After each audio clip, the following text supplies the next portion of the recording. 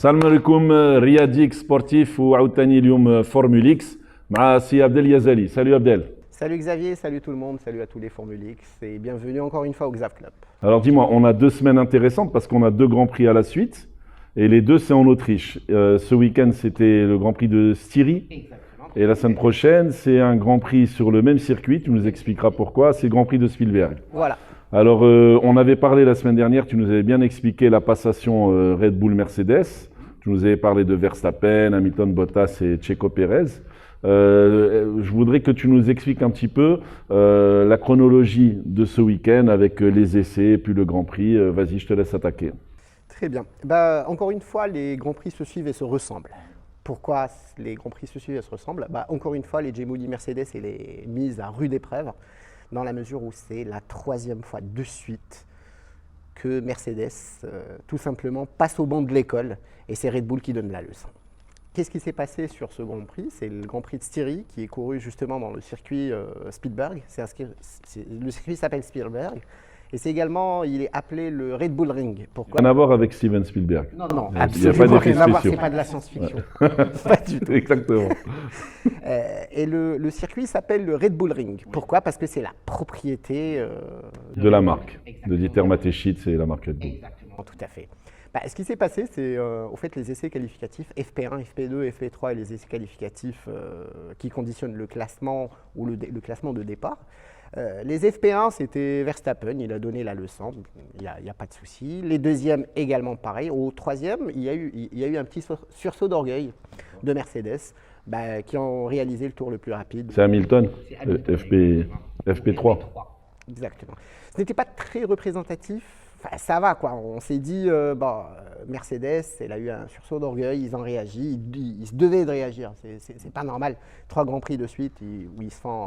Surtout que c'est des circuits qui leur sont propices, c'est ça Exactement, qui leur sont favorables. c'est un petit circuit, il n'y a que 9 virages et que des lignes droites, donc c'est un circuit de puissance moteur. 3 zones de DRS, donc Mercedes, ils étaient juste intouchables. Sur ce circuit, normalement, Mercedes, intouchable.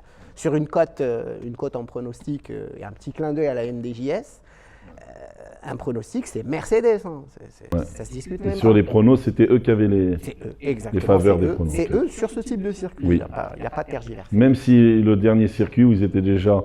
Exactement, tout à c'est fait. un circuit pour eux, ils ont perdu, ça n'a pas changé la Ça cote. n'a pas changé, exactement, ça n'a absolument pas changé la cote. Ce qui s'est passé, c'est qu'en essai qualificatif, encore une fois, Verstappen, il a sorti un tour d'anthologie, il a sorti un tour du chapeau, comme on dit. Explique-nous alors dans les essais qualifs, il a sorti ce tour à la fin ou… En fait, les Bon, essais qualifs qui conditionnent le départ, ou plutôt le classement sur la grille de départ, il y a 3 parties. Il y a la Q1, la Q2 et la Q3. Explique pour les gens qui suivent, Voilà. qui ne Donc savent pas. La Q1, vous avez 5 éliminés sur la Q1. La Q2, vous avez 5 autres, et puis les restants se disputent la Q3. Il en reste combien donc? 10. Voilà, Sur la donc parce Q3, qu'il y a 20 c'est 10 pilotes. personnes. Exactement. Sur la Q3, c'est 10. Il reste 10. Sur la Q1, premier c'était Verstappen, la Q2, premier c'était Bottas, et la Q3 où tout le monde… Où tout se joue avec le meilleur. Exactement, tout se joue, exactement. La Q3, ce qui s'est passé, c'est que Verstappen, ou plutôt Red Bull, ils ont eu la brillante idée, encore une fois, de se qualifier sur la Q2 d'ailleurs. La spécificité de la Q2, c'est que tu te qualifies et tu optes pour les pneus que tu as utilisés en Q2 pour démarrer la course. C'est ça, exactement. Parce qu'en Q3, tu ne peux pas. En Q3, tu ne peux pas. En Q3, tout le monde part sur des softs, sur des pneus soft. C'est les pneus de qualif, en fait, pour te permettre de faire des tours de plus qualif. vite. Ils n'ont pas besoin de temps pour chauffer. Exactement. Dès le premier tour, tu es à la bonne température et tu pars. Ce qui s'est passé, c'est le Q3. En Q3, justement, Hamilton, il a fait un super tour. Bottas, il a sorti un tour, il était deuxième. Il s'est classé deuxième, mais vu sa pénalité… Alors, qu'est-ce qu'il a fait, Bottas, comme bêtise? En fait, Bottas, c'est le bêtisier de la saison, en fait. Bottas, c'est le bêtisier de la saison. Au départ, c'est un départ depuis son garage, depuis la pit lane. Le départ depuis le garage, il a changé des pneus. Au moment du départ, il a fait un tête à queue sur la pit lane. C'est extrêmement dangereux parce qu'il y a les mécanos, il y a les caméramans, il y a les pit walls, il y a tout le monde. Il y a les autres pilotes aussi. Il y a les autres pilotes, il y a du monde, il y a les journalistes, il y a tout le monde. Il a fait un tête à queue, c'était extrêmement dangereux. Mais comment tu expliques que Bottas il soit si fébrile? Est-ce que c'est parce qu'il sait qu'il va perdre son volant à la fin de la saison ou... C'est une combinaison de beaucoup d'éléments. Le premier élément, c'est que Mercedes, ils ont voulu tester un nouveau mode de départ en deuxième. Lorsque tu es sur le garage, tu fais changer tes roues, normalement tu pars en vitesse en première, quoi, en premier rapport. Oui. Ils ont voulu tester un départ au deuxième rapport. Ils font des expériences. Exactement, ils font des expériences pour gratter ce centième, ce 2 centièmes de seconde, pour ne pas se faire undercut comme la dernière fois. Ils ont essayé, ça n'a pas marché, la voiture elle est partie. Ça, c'était pas habituel, j'ai compris maintenant. Mais c'est pas habituel, c'est des pilotes de haute voltige, ils ne peuvent pas se permettre ce genre de choses, non, impossible. Ce qui s'est passé en Q3, c'est que Bottas était très très bien, il s'est classé deuxième d'ailleurs. Donc il a été déclassé suite à cette queue. 3 places de pénalité, c'est Hamilton qui a récupéré Hamilton était troisième en Q3, Exactement. il a fait troisième meilleur temps. Il a récupéré la deuxième place de Bottas et Bottas était rétrogradé cinquième. Et meilleur temps c'est Verstappen. Il l'a fait très vite ou il l'a fait à la fin? Non, dans le très dernier vite. tour. Tout de suite, il a mis un temps. Il a fait un tour, Il a est mis rentré. tout le monde d'accord, il est rentré. Ah ouais. Pas besoin. Donc pas besoin de ressortir. D'ailleurs, c'est le seul, lui, enfin pas Hamilton, hein, c'est lui et Lando Norris qui ont fait un Ah ouais, Lando Norris c'est un seul super tour. prodige Voilà. aussi. Lando Norris, c'est un pur produit McLaren. Et Lando Norris, on entendra parler de Lando Norris dans les années qui arrivent. On entend déjà parler de lui, il est super. Exactement. Tu peux nous parler de la course maintenant un petit peu? La course à l'extinction des feux. Super bon départ, tout le monde a pris son envol, il n'y a pas de souci. Verstappen, il a viré premier. Il n'y a pas à tergiverser dessus. Hamilton était deuxième. Bottas, il a fait également un super départ. Le seul qui s'est légèrement raté, mais il a repris après, c'est Pérez. Checo Pérez. Pérez, normalement, il devait être troisième au départ. Il était à un certain moment troisième, mais vu l'aspi de Bottas derrière lui, il l'a doublé, il était quatrième. Après, Verstappen, il a creusé l'écart. Il faisait des tours en presque 1,9, 1,9,2. Au premier tour, il était à 1,9,2, puis à un certain moment, il plafonnait 1,8,8, 1,8,7. C'était juste pas possible. Et le meilleur tour de la course, c'était qui? Le meilleur tour de la course, c'était pour le pain supplémentaire, c'était Hamilton vers la fin. Parce que vers la fin. Du moment il ne pouvait en aucun cas gagner, il essaie d'appuyer ce point. Exactement. Parce que Verstappen, lui, il a géré. Il a géré. C'est bien Verstappen, d'expliquer il ça. a super géré dans la mesure où il avait encore de la réserve. Ouais. Et il a super géré ses pneus. Et il a conduit, comme on dit, On le se coude à la motive. portière. Voilà, Le coude à la exactement. portière. On appelle ça coude à la portière. Ouais. Coude à la portière. Il a géré. Donc il y a une vraie... Encore une fois, on confirme cette passation de pouvoir. Ça se confirme, on parle même plus de passation de pouvoir maintenant. Ouais, on parle de domination. De domination, c'était affligeant pour Mercedes. Et juste à titre d'info, et les statistiques ne mentent pas, jamais Hamilton ne s'est retrouvé à 18 points d'un leader depuis 2016. Quand même, donc c'est une vraie info. Ah oui.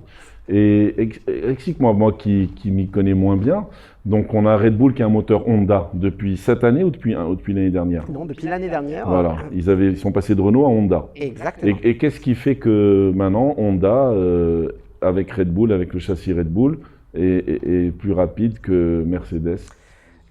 C'est un point extrêmement important que tu as mentionné, Xavier, pour donner plus de visibilité. Se joue à quoi, voilà. Exactement, pour donner plus de visibilité aux gens qui suivent la Formule 1.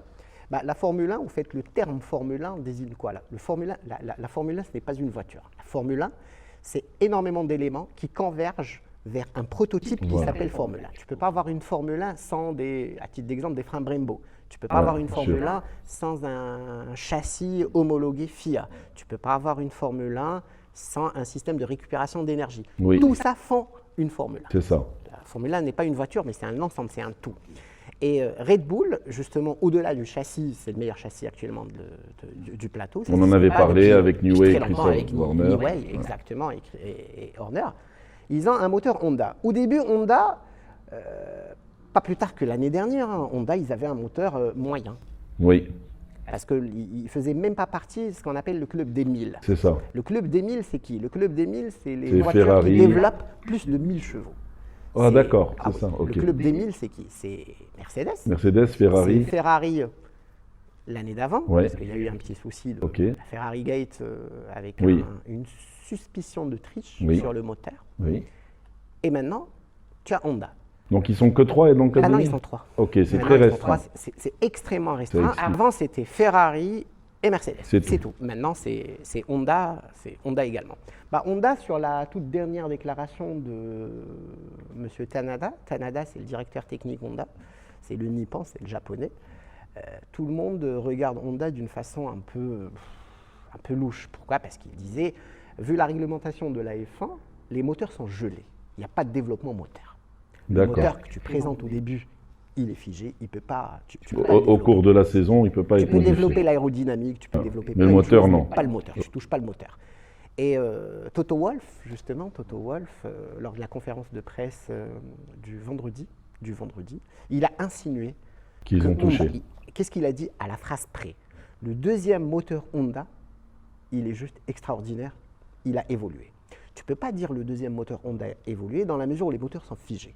Et Tanada, le directeur technique, il a agi, il a répondu, il a dit, suite à la réglementation F1 et qui est gérée par la FIA et les commissaires de la FIA, les moteurs sont gelés. Monsieur, c'est scellé, c'est très vérifié. Exactement. Les seuls développements que nous avons, c'est des développements aérodynamiques. Et c'est vrai, c'est des développements aérodynamiques que Red Bull est en train de ramener cette saison, bien entendu, sachant qu'il y a un détail hyper important, c'est que la majorité des top teams se concentrent plus sur 2022. Pourquoi? Pourquoi? Parce que la réglementation, elle change complètement. Actuellement, plus tu as de l'argent, plus tu peux développer. Oui. Actuellement. Là, ils vont plafonner. Là, ils vont plafonner à 137 millions d'euros par écurie. C'est la tendance dans tous les sports. On dirait qu'on veut des salary cap, au foot, ils en parlent. Oui, donc là, s'ils disent on va limiter… C'est un fair play financier, à l'image du football. Hein. Et qu'est-ce que ça va induire? Qu'est-ce qui va se passer avec ça? C'est qu'actuellement, qui gagne, c'est les plus riches. C'est aussi simple que ça. Monsieur. Plus tu développes ton moteur, plus tu gagnes, ce qui est juste normal. C'est ce qui justifie le gros gap entre, et non pas pour dénigrer, entre Red Bull ou Mercedes et Williams, par exemple. Williams, c'est l'écurie historique de la F1. Williams, maintenant, ils sont 16, 17, 18, 19 tout le temps, donc c'est pas possible. Mais ça justifie ça.